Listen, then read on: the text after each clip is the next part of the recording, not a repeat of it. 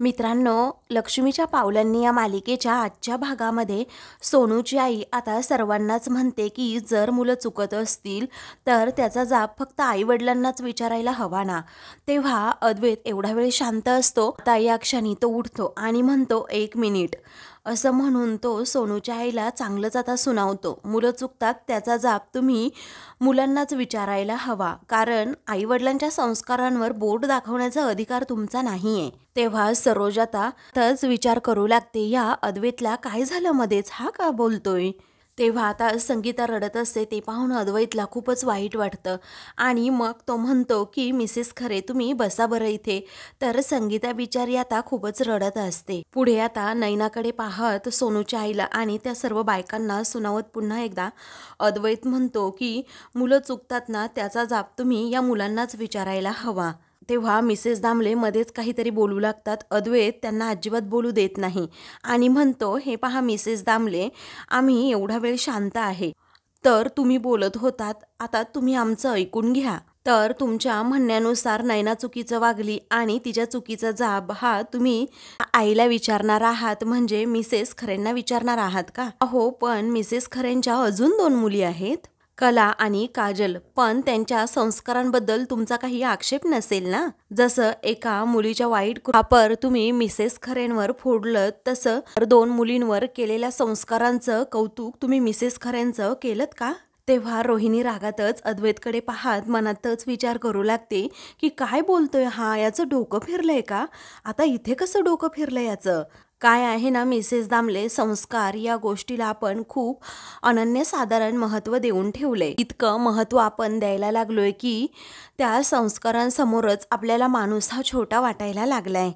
अहो, संस्कार देणं ही जबाबदारी फक्त आईवडिलांची असते का? अहो, संस्कार देणं जेवढं महत्त्वाचं आहे ना, तेवढंच ते संस्कार आत्मसात करणं. संस्कार देणारा कितीही संस्कारी असला ना, तरीही संस्कार घेणाऱ्याची ती कुवतच नसेल, त्याच्यामध्ये ती क्षमताच नसेल, तर ही प्रक्रिया पूर्ण तरी कशी होईल? ते मिसेस दामले मध्येच आता बोलू लागतात. तेव्हा अद्वैत म्हणतो, मिसेस दामले, माझं बोलणं अजून झालेलं नाहीये, त्यामुळे आता थांबा जरा. पुढे आता तो विचारतो, काय हो, मला एक सांगा, संस्कार देण्याचा ठेका काय आईवडिलांनीच घेतला आहे का? अहो, संस्कार काय जगामध्ये कुठेही वावरताना होतातच. अहो, शाळा, कॉलेज, मित्रपरिवार आणि तुमच्यासारख्या नातेवाईकांकडून सुद्धा. अहो मिसेस दामले, तुम्ही सुद्धा कोणाच्या तरी आई असाल ना. आज तुम्ही कुणाच्या घरी आला आहात? मिसेस खरेंच्या ना. अहो, त्यांनी तुम्हाला आमंत्रण दिलं म्हणून तुम्ही इथे आला आहात ना. तुम्ही असं दुसऱ्यांच्या घरी जाऊन त्यांच्या कार्यक्रमात असं बोलणं हे कितपत योग्य वाटतं तुम्हाला? हे सुसंस्कृतपणाचं लक्षण आहे का? असं म्हणून अद्वैत आता तिला जाबच विचारतो. तेव्हा दामलेबाई आता आपली मान खाली घालून गप्पच बसतात. त्याचवेळी अद्वैत दामलेबाईसमोर हात जोडतो आणि म्हणतो, I am sorry Mrs Damle, हे पहा, तुम्ही माझ्यापेक्षा खूप मोठ्या आहात आणि मी खूप लहान आहे. तुमच्याबरोबर बोलताना मला दडपणच आलं होतं. मी जे काही बोलतोय त्यातून कोणताही वेडावाकडा शब्द निघू नये, तुमचा अपमान होऊ नये, याचाच दडपण मला आलंय. आणि यामागचं कारण आहे फक्त आणि फक्त माझे संस्कार. अहो, संस्कार ही गोष्ट खूप आतमध्ये अशी घट्ट रोवलेली आहे. पदोपदी असा तिचा अपमान करून तिला कुंकवात करू नका, कारण नैना जे काही वागले आहे तिच्या वागण्याला ती संपूर्णतः जबाबदार आहे. कारण तिच्या वागण्याचा मिसेस खरेंशी काही संबंध सुद्धा नाहीये. मुलं मोठी झाली, समजूतदार झाली, तर त्यांच्या चुकांसाठी ते सर्वस्व जबाबदार असतात. त्यांच्या आईवडिलांच्या संस्कारांचा दोष नसतो यामध्ये. अहो, इनफॅक्ट हा तुम्ही सल्ला म्हणून घ्या, कारण ज्याच्या त्याच्या कृत्याचा जाब तुम्ही ज्याला त्यालाच विचारा. त्याचवेळी आता असं म्हणून अद्वैत हा हात जोडतो आणि जी रियालिटी आहे ती समजावून सांगतो. तेव्हा नैनाला मात्र राग येतो.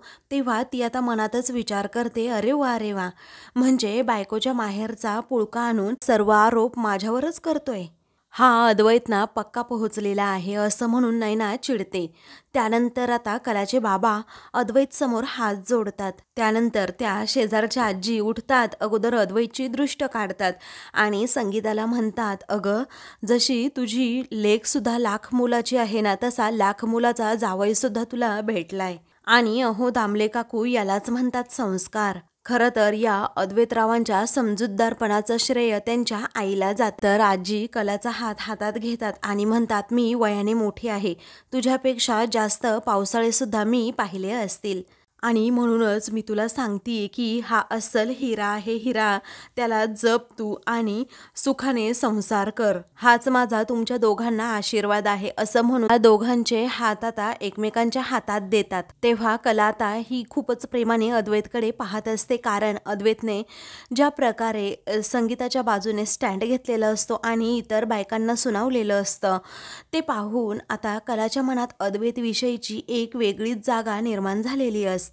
तर सरोज, रोहिणी आणि नयनाला हा ड्रामाच आवडत नसतो. संगीता लाडक्या लेकीकडे आणि जावयाकडे खूप कौतुकाने पाहत असते. तेव्हा कला आता खूपच प्रेमाने अद्वैतकडे पाहत मनातच विचार करते की आज मला एक खात्री पटली आहे की मी जशी समाजामध्ये चांदेकरांची अब्रू जपेन, तसंच चांदेकर तूही खऱ्यांच्या इज्जतीला धक्का लागू देणार नाही. अरे तुझ्याबरोबर हाच जन्म काय, पुढचे अनेक जन्म अगदी समाधानाने राहील मी, असं खूप प्रेमाने त्याच्याकडे पाहत तिच्या डोळ्यात पाणी आलेलं असतं. मग त्यापुढे ती विचार करते, चांदेकर नावाचं हे हिरा सोनं मला आयुष्यभर गळ्यात मिरवायचंय. तेव्हा सर्व आता कार्यक्रम आटोपल्यानंतर रोहिणी आणि सरोज या तनतन करतच घरी येतात. तेव्हा ही सगळी खरे मंडळींना अशक्य आहेत. चांदेकरांना जसं काही यांनी वकीलच नेमलंय. त्यावेळी आता रोहिणी विचारते, सरोज वहिनी, तू अद्वैत विषयी बोलतीयस का? तेव्हा अद्वैत सुद्धा तेथेच असतो. रजनी आणि नैना सुद्धा आता तेथे असतात. तेवढ्यातच आता सरोज काही बोलणार तेवढ्यातच समोरून आबा येतात. मग रजनी त्याबद्दल सांगते. तेव्हा आबा म्हणतात, अरे वा वा, आलात का तुम्ही वाण लुटून, असं म्हणून आता ते सर्वांना विचारतात. रजनी पुढे जात म्हणते, हो आलो आलो. तर रजनी म्हणते, बसा तुम्ही, मी सर्वांसाठी पाणी घेऊन येते.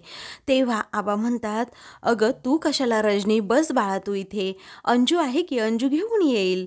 मग तेवढ्यातच आता नैना म्हणते, नाही नाही सर्वांनी बसा, मी सर्वांसाठी काहीतरी घेऊन येते. बरं कुणासाठी चहा, coffee, lemon tea, green tea काही आणू का? तर नैना खूप पटकन बोलते. तर आबा रागातच तिच्याकडे पाहतात. त्यामुळे नैना गुपचूप तेथून जाते. तेव्हा आबा आता विचारतात, काय रे कसा झाला कार्यक्रम, आणि हलव्याचे दागिने घातलेले ते फोटो आहेत ते काढले का, दाखव बरं मला. मला माहीत आहे आमच्या सुनबाईनीच ते दागिने बनवले असतील, कारण तिला खूप कलाकुसरीची आवड आहे. तेव्हा सर्वजण एकदम शांत असतात. ते पाहून आबा विचारतात, काय रे काही घडलंय का, तुम्ही एवढे सगळेजण गप्पा आहात ना म्हणून विचारतोय, नेहमीसारखे तुम्ही असे खुश वाटत नाही ना म्हणून विचारलं, असं म्हणून आबा सगळ्यांकडे पाहतात.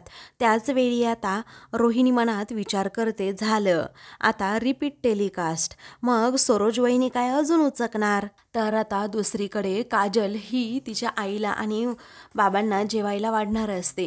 त्याचवेळी ती म्हणते, वाव दाजी कसले सॉलिड आहेत ना, वकील असायला हवे होते, समोरच्या पार्टीला असा फोडलाच असता. त्यावेळी आता कला हसतच म्हणते, हो ते बरोबर आहे तुझं, अगं मला असं वाटायचं ना चांदेकरला फक्त वादच घालता येतो, पण तसं नाहीये हा, त्याला न्यायासाठी सुद्धा भांडता येतं आणि फक्त असा साधा वाद नाही घालत तो, त्याचा वाद सुद्धा अगदी बुद्धिवाद असतो. आता कलाच्या तोंडून अद्वैतचं कौतुक ऐकून आता इकडे तिचे आईबाबा खूपच खुश होतात. पुढे आता कला म्हणत असते की तो त्याच्या मुद्द्यांवर नेहमी ठाम असतो, कारण त्याचा वाद सुद्धा अगदी बुद्धिवाद असतो. त्याला जर काही पटलं नाही तर तो न घाबरता न समोर असा क्लिअरली सांगतो. त्याचवेळी आता काजल म्हणते, म्हणजे आपल्या डोक्यात दाजींसाठी फक्त आणि फक्त सॉलिड हा एकच शब्द येतोय. मग आता कला गालातच हसते. पुढे आता काजल म्हणते, आज ते खरंच आपल्याला असे रिअल लाईफ हिरो वाटले यार. पुढे आता कला म्हणते, खरं तर चांदेकर एका श्रीमंत कुटुंबातून आलाय, एका नामांकित कंपनीमध्ये तो एवढ्या मोठ्या हुद्द्यावर काम करतोय. खरं तर सहज या गोष्टींपासून तो दूर राहू शकला असता, परंतु त्याने तसं केलं नाही. हे बघ, पैशांमुळे माणसाचं समाजातील स्थान हे घडतं, पण संस्कार आणि संस्कृती या दोन गोष्टींमुळे खरं तर माणूस घडतो. तू बघितलंस ना, तो नात्यांबद्दल, त्याच्या आईबाबांबद्दल किती छान बोलला. तो जे काही करतो ना ते अगदी बेस्टच असतं, असं म्हणून कला आता लाजते. तेव्हा मनातच ती आता अद्वैतविषयी विचार करत खरंच लाखात एक नवरा आहे माझा असं म्हणून कला अद्वैतच्याच आठवणीत रमते. संगीता आता कलाकडे पाहत संगीता सारखी कलाकडे पाहत असते, कारण अद्वैतविषयी ती अगदी भरभरून बोलत असते.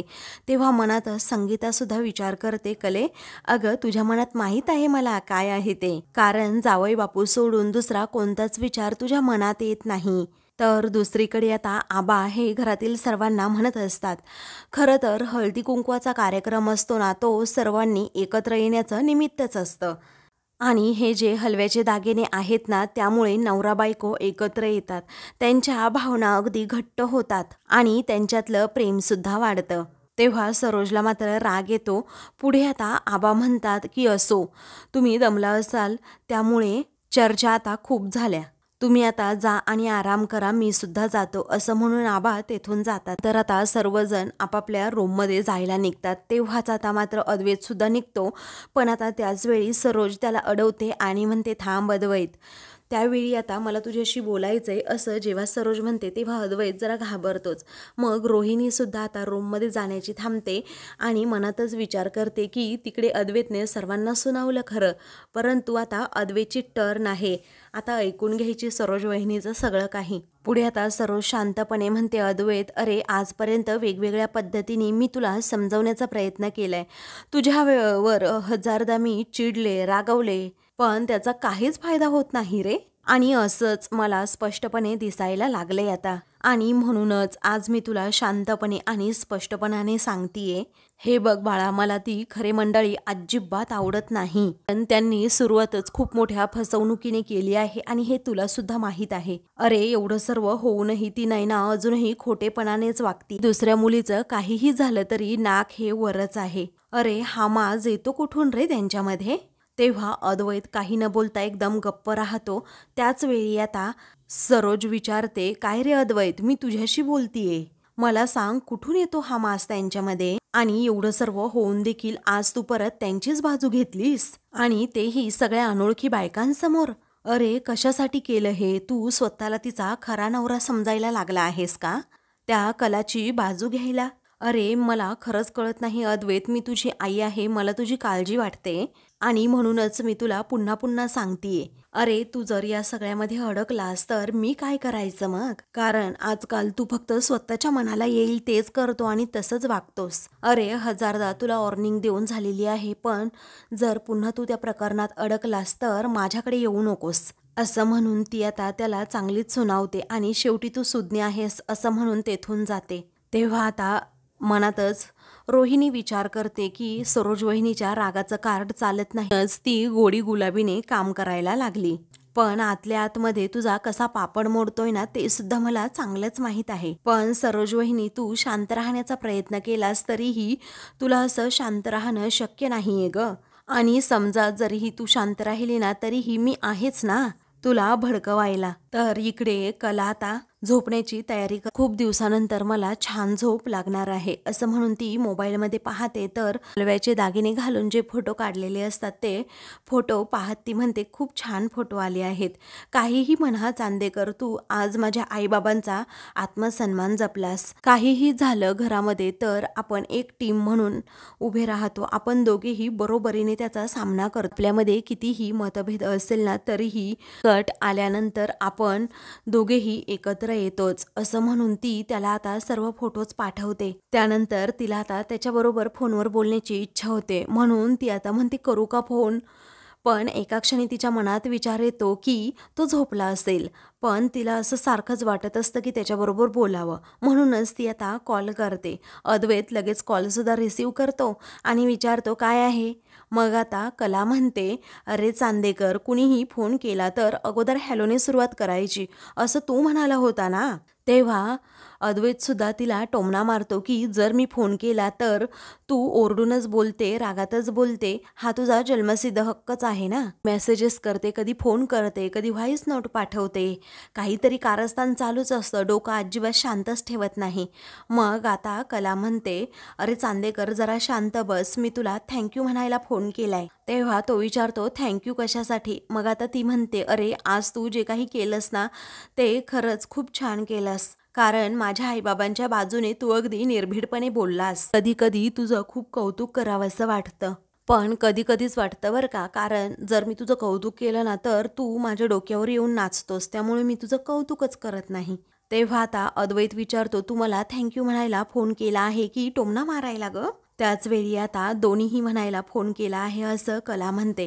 तेव्हा थँक्यू नुसतं म्हणायचं नसतं, ते कृतीतून दाखवायचं असतं असं अद्वैत म्हणतो. आणि असं एझिली थँक्यू म्हणून विषयसुद्धा संपवायचा नसतो. तेव्हा कला म्हणते, हो चांदेकर सर, तुमचं बरोबर आहे, माझं चुकलं. तेव्हा तो आता विचारतो, मी फोन ठेवू का तू ठेवतेस? तेव्हा ती म्हणते, मी फोन केलाय ना, मग मलाच ठेवू दे आता फोन, पण थँक्यू सो मच चांदेकर. हे बघ, तुझे मनापासून आभार. मी जे संक्रांतींचे फोटो पाठवले आहेत बघ, ते जरा कसे आले आहेत ते. बरं ठेवू का असं म्हणून ती म्हणायच्या आतच इकडे अद्वैत हा फोन ठेवतो. त्याचवेळी कला आता मनात विचार करते की हा माझ्याबरोबर कसाही वागला तरीही त्याचे विचार 52 सोन्याचे आहेत आणि मला याचाच खरंच खूप अभिमान आहे. दुसरीकडे अद्वैत हा ते हलव्याचे दागिने घालून फोटो काढलेले पाहतो आणि मनातच विचार करतो की कसला जोकर दिसतोय मी यामध्ये, आणि हिला कसली हौस आहे याची. आणि आजकाल तर सारखं बायको बायको म्हणून मिरवत असते, वेडपट कुठली, असं म्हणून तो आता झोपी जातो. तर दुसऱ्या दिवशी आता सर्वांची कामाची लगबग सुरू असते. सर्वजण डायनिंग टेबलजवळ तेथे ब्रेकफास्ट करण्यासाठी बसलेले असतात. अद्वैत फोनवर बोलतच तेथे येतो. आबा त्याला गुड मॉर्निंग, शुभ सकाळ असं म्हणतात. आबा आता त्याला म्हणतात, बस बाळा पोहे खाऊन घे. तेव्हा तो म्हणतो, नाही, एक क्लायंट भेटायला येणार आहे, मी काहीतरी ऑफिसमध्ये मागवून खाईन, आणि तसंही अंजूने मला कॉफी आणून दिली होती. त्याच वेळी आता सरोज लगेच किचनमध्ये जायला निघते आणि थांब, मी तुझ्यासाठी डबा घेऊन येते असं म्हणते. त्यावेळी अद्वैत म्हणतो, नको आई, अगं काहीतरी खाईल मी. तेवढ्यातच आता कोणाचा तरी पुन्हा एकदा त्याला फोन येतो. त्याच वेळी आता फोनवरचं बोलणं ऐकून अद्वैत खूपच खुश झालेला असतो. सर्वजण एकमेकांकडे पाहू लागतात की नक्की काय झालं याला एवढं खुश व्हायला. तेव्हा आता फोनवरचं बोलणं झाल्यानंतर फोन ठेवून तो आता सर्वांनाच सांगतो, मला बिझनेसमॅन ऑफ द इयरचा अवॉर्ड भेटणार आहे. असं म्हटल्याबरोबरच सर्वजण त्याचं कौतुक करतात. रोहिणी आणि राहुलला मात्र जरा धक्काच बसलेला असतो. सरोज आणि आबांचा आशीर्वाद घेत आता अद्वैत खूपच खुश होतो. तेव्हा सर्वजण त्याच्यावर कौतुकाचा वर्षाव करत असतात. रोहिणी मात्र हळूच राहुलला म्हणते, आपण कितीही उलटे फासे टाकण्याचा प्रयत्न केला तरीही दान त्याच्याच पदरात पडतंय. अरे राहुल, तू असा फक्त मोबाईलवरच गेम खेळत बसणार आहे का? अरे खरे खेळ कधी खेळणार आहेस तू? इकडे अद्वैत हा रजनीचा सुद्धा आशीर्वाद घेतो. तेव्हा ती म्हणते, खूप खूप अभिनंदन बाळा, असंच यश मिळो, तू असाच मोठा हो. त्यावेळी आबा म्हणतात, रजनी काहीतरी गोडाचं कर ग. त्याच वेळी आता आबा म्हणतात, अरे राहुल, दादाचं अभिनंदन कर, कारण त्याला पुरस्कार मिळालाय. त्याच वेळी आता राहुल म्हणतो, दादा खरंच तुझं खूप खूप अभिनंदन, म्हणून तो आता अद्वैतला मिठी मारतो. त्याच वेळी राहुल मनात विचार करतो, आज मी तुला मिठी मारतोय, परंतु उद्या तुझा गळाच धरणार आहे अद्वैत. तेव्हा नयनाची नजर लगेच राहुलवर पडते. त्याच वेळी मनात विचार करते की राहुलची नजर, त्याच्या चेहऱ्यावरचे हावभाव वेगळेच काहीतरी सांगून जात आहेत. पुढे आता राहुल म्हणतो, दादा मी तुझ्याकडून खूप काही शिकतोय. तेव्हा अद्वैत म्हणतो, काही पण काय अरे. त्यानंतर आता रोहिणी म्हणायचं म्हणून फक्त म्हणते कॉंग्रॅट्स. तेव्हा तो थँक्यू असं म्हणतो. तेव्हा आता सरोज म्हणते, काय ग रोहिणी, एवढंच? अगं तोंड भरून कौतुक करावं जरा दुसऱ्याचं, कारण एवढं असं काही झालं एरवी तर किती बोलतेस. त्याच वेळी आता रोहिणी म्हणते, अगं सरोज वहिनी, माझं बोलणं पूर्ण कुठे झालंय, मी अजून बोलतीये ना. वेळ रोहिणी आता पुढे अद्वैतचं कौतुक करत त्याला कॉंग्रॅच्युलेशन्स असं म्हणते, आणि त्याचबरोबर खूप मोठा हो बाळा तू, आणि शब्द जरी कमी असेल ना बाळा, तरीही भावना काही कमी नाही आहेत हा. अरे इनफॅक्ट असं समज की तुझं कौतुक करण्यासाठी शब्द अपुरे पडतायत. तेव्हा तो आता थँक्यू आत्या असं म्हणतो. तेव्हा आबा आता अद्वैत बरोबर काहीतरी बोलत असतात. तर आता इकडे राहुलचा मात्र जळफळाट होतो. तो हळूच म्हणतो, मम्मा आता बघच, या लोकांना मी काय आहे ना ते दाखवायची वेळ आली आहे. तर आता इकडे कला ही पोळ्या बनवत असते, पण सारखं मोबाईलमध्ये तिचं लक्ष असतं. तेव्हा ती म्हणते की एक रिप्लाय सुद्धा नाही याचा, एवढे फोटोज पाठवले. मग आता अद्वैतला ती डायरेक्ट कॉलच करते. इकडे अद्वैत कामात असतो, परंतु कलाचा कॉल रिसीव करतो आणि म्हणतो, बोला खरे मॅडम. त्याच वेळी ती म्हणते, अरे काय बोला, मी तुला एवढे फोटोज पाठवले, एकही रिप्लाय तू दिला नाहीस. त्यावेळी तो म्हणतोय, गप्प बस, नॉनस्टॉप गाडी, मला दुसरा फोन येतोय सारखा. तेव्हा आता तुला कोण सारखं सारखं फोन करतंय असं आता कला विचारते. तेव्हा तो म्हणतो, आज मला नाही फोन करणार, मग दुसऱ्या कुणाला करणार. ती आता विचारते, काय रे, आज तुझा काय वाढदिवस आहे का. तेव्हा तो आता म्हणतो की फोन काय फक्त वाढदिवशी करतात का, अगं अगोदर मला काँग्रेट्स कर. तो आता पुढे सांगतो, तू ना आज कुणाशी बोलतीये माहितीये का, businessman of the year the great Advait Chandekar बरोबर. तेव्हा तिला आता समजतं की याला अवॉर्ड मिळणार आहे, म्हणून ती आता खूपच खुश होते आणि मोठ्या मोठ्याने ओरडते, काय काय म्हणतोस तू चांदेकर. तेव्हा आता तिच्या चेहऱ्यावरील हावभाव सगळे काही सांगून जातात. मग इकडे अद्वैत म्हणतो, अगं किंचाळू नकोस. तेवढ्यातच आता तिचे आई बाबासुद्धा इकडे तेथे येतात आणि विचारतात, काय झालं. तेव्हा अजून पुढे काय असं इकडे कला आता त्याला फोनवर विचारते. तेव्हा तो म्हणतो, बिझनेसमॅन ऑफ द इयर पुरस्कार भेटलाय. तेव्हा ती म्हणते, थांबा चांदेकर, अरे मी अंबाबाई समोर ना साखर ठेवून आले. त्याचवेळी ती लगेच अंबाबाईसमोर साखर ठेवते आणि म्हणते की चांदेकर मी आज खूप खुश आहे. अद्वैतसुद्धा खूप खुश असतो. कलाचे बाबा संगीताला विचारतात, काय झालं असेल ग. मग आता संगीता म्हणते, मला वाटतंय ना तेच झालं असेल. तेव्हा नक्की काय परिस्थिती काय आणि तू बोलतेस काय, चल बघूयात काय झालं, कलाचे बाबा म्हणतात आणि कलाकडे जातात. इकडे आता कला म्हणते, ऐक ना, अरे मी अंबाबाई समोर साखर ठेवलीये, तू तिकडनंच आता नमस्कार कर. तेव्हा तो सुद्धा आता नमस्कार करतो. तेव्हा आता ती म्हणते, थँक्यू माझं ऐकल्याबद्दल. त्यावेळी आता तो म्हणतो की कुणाचं ऐकायचं आणि कुणाचं नाही ऐकायचं हे मला चांगलंच कळतं. तेवढ्यातच आता सरोज ही तेथे येते आणि अद्वैतचं फोनवरचं बोलणं आता ऐकू लागते. तर अद्वैत आता तिला फोनवर म्हणत असतो, तू सुद्धा एक गोष्ट लक्षात ठेव, कारण तुझं लग्न एका ग्रेट माणसाबरोबर झालंय. कारण अद्वैत चांदेकर म्हणजे एक ब्रँड आहे, ब्रँड. हा कलाचे आईबाबा तिच्या पाठीपाठीच फिरत असतात नक्की काय झालं ते ऐकण्यासाठी.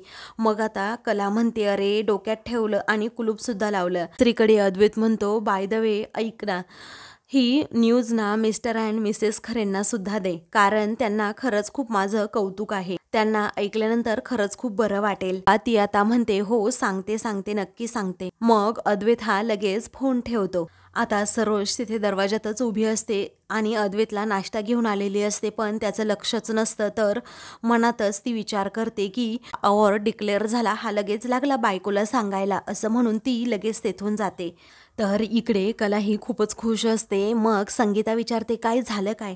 तेव्हा ती म्हणते की या वर्षीचा बिझनेसमॅन ऑफ द पुरस्कार तुझ्या जावई बापूंना भेटलाय. मग आता ते काय असतं असं आता संगीता विचारते. तेव्हा या वर्षीचा सर्वात सक्सेस बिझनेसमॅन आहे मिळणार आहे असं आता लगेच कला म्हणते. त्यावेळी आता खरंच अंबाबाईचे खूप खूप आभार असं आता संगीता म्हणते आणि खूप खुश होते. त्यानंतर आता कला म्हणते, आई अगं मी अद्वैतला जरा भेटून येऊ का अर्धा तास. तेव्हा संगीता म्हणते, हो जा की. मग आता कला म्हणते, आई तशी तू बरी झाली आहेस ना. मग आबांना वेळेवर गोळ्या औषधं द्याव्या लागतात, सर्व काम रजनी मॅडमवर पडतं, म्हणजे अंजू आहेच तशी, परंतु मला ही थोडी मदत करावी लागतेच ना ग. मग मी आता तू बरी असेल तर तिकडेच जाऊ का मग. त्यावेळी आता संगीता म्हणते की तुझा प्रॉब्लेम नक्की काय आहे ते सांग. आबाजींना गोळ्या औषधं द्याव्या लागतात म्हणून तुला तिकडे जायचंय, रजनी मॅडमला मदत म्हणून. त्याच वेळी आता कलाचे बाबा म्हणतात, अगं काय चेष्टा करतीये, जाऊ देत की तिला. तेव्हा संगीता म्हणते, जा बाई तुझ्या घरी तू जा आता. तेव्हा कला खूपच खुश होते. मग संगीता म्हणते, आजचा दिवस तुझा आणि जावई बापूंचा आहे. कला हो असं म्हणते. तर आता मित्रांनो, पुढील भागामध्ये कला ही घरी येते आणि अद्वैतचं खास करून खूप कौतुक अभिनंदन करते.